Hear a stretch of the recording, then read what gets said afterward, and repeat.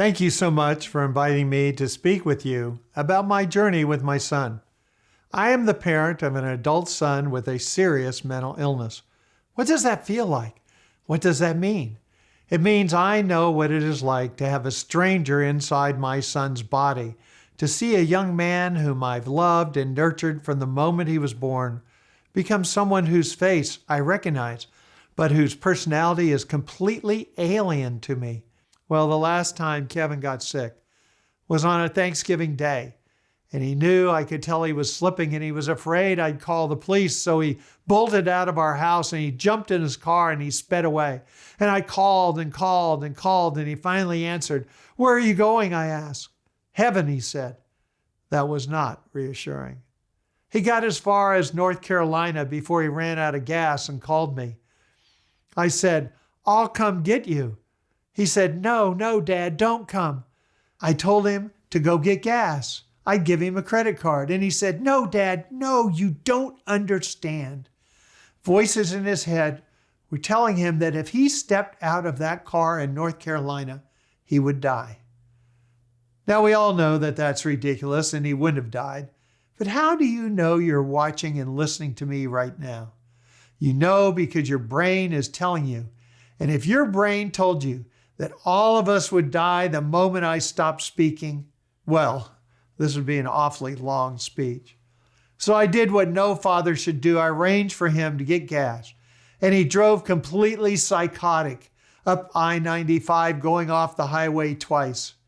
By this time, I had interviewed Tom Insel, the former head of the National Institutes of Mental Health, and he had told me, "You got to get them involved in their own care. What you want to do is to be able to join the person in the world that they are in at the same time that you help identify the healthy part of their functioning. So you can say to them, what is it you're trying to accomplish? And how can we help get you there?" When Kevin got home, I said, "Look, I'm tired of being your parent. I want to be your partner. How can we work on this together?" "I know something's wrong," Kevin said. "There's a safe house. I heard about it, a place where I can go and spend the night and think." So I took him there. Well, that night, he got up, took off all his clothes because we all know that taking off your clothes makes you invisible, and he walked out. But listen to what happened this time. This time, a crisis intervention team trained police officer, taught to recognize mental illnesses, saw him and said, "Hey, this isn't safe. Let's go to an emergency room and get you checked out." "Don't handcuff me," Kevin said. "The last time I got handcuffed, I got shot with a taser because I ran away. I'm not a criminal." Well, the officer used his discretion and he didn't cuff Kevin. Then the officer said, "What kind of music do you like?" "Oh, I like rap."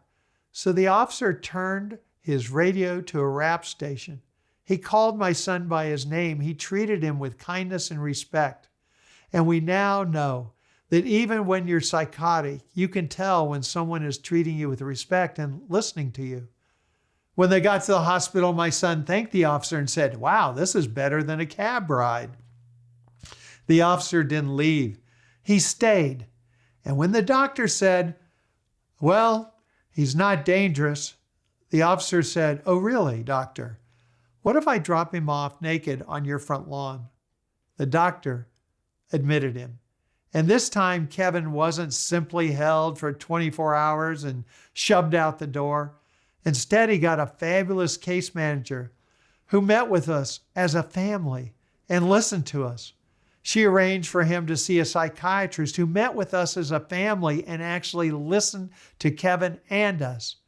Today, my son is a certified peer-to-peer counselor in Virginia. Let me brag about him. One of his clients was a man who weighed more than 300 pounds and refused to leave his parents' basement. He had schizophrenia. My son began visiting him and recently got him out of that basement to go to McDonald's to see a movie. Now, that might not sound like much unless that is your son. Unless that's your son. Today, Kevin has a purpose in his life. He and his mother are buying a home together. He's working full time. Last year, he earned a master's degree in social work, and he's paying taxes and complaining about it. A sure sign that he's sane. So don't you dare tell me people can't get better. What helped Kevin?